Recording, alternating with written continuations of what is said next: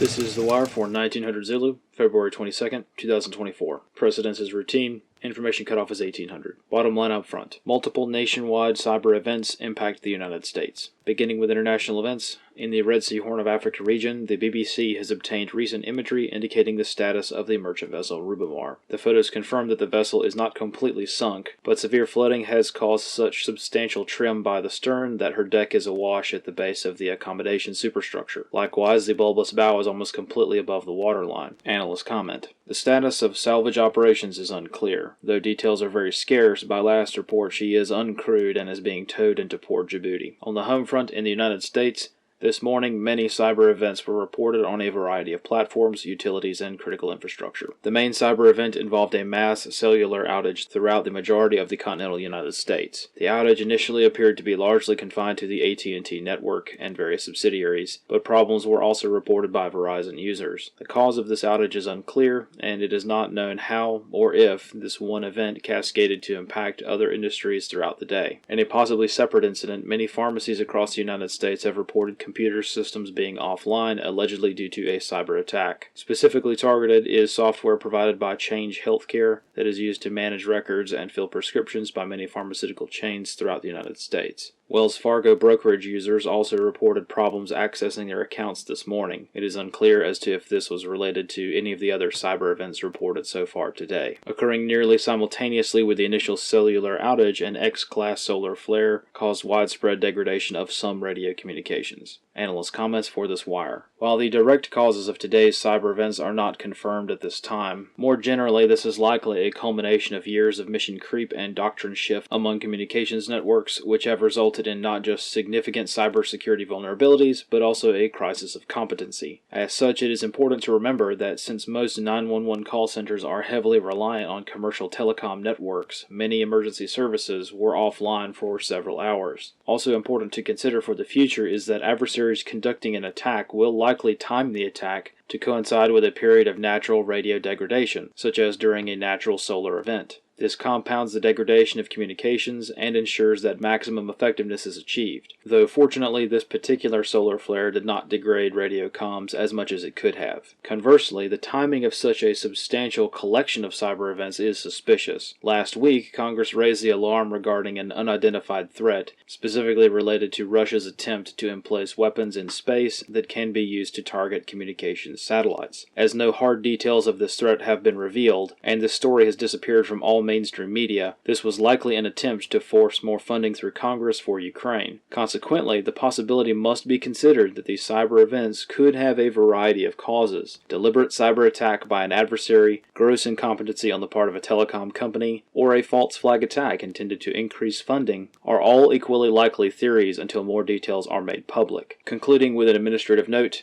as announced on various social media platforms, the GhostNet stopgap communications plan that we have developed was activated during this crisis and functioned as designed. Though far from perfect and a work in progress, this system was intended to ease the burden of transitioning to citizen-run HF radio-based news sources if and when normal cell networks or internet sources are down. Taking advantage of real-world events to conduct readiness tests can be a low-risk way to test one's own response and determine deficiencies. For those interested in learning more about our GhostNet project, details can be found on our YouTube channel, to include various tutorials for getting set up for free. This concludes The Wire for 1900 Zulu, February 22nd, 2024.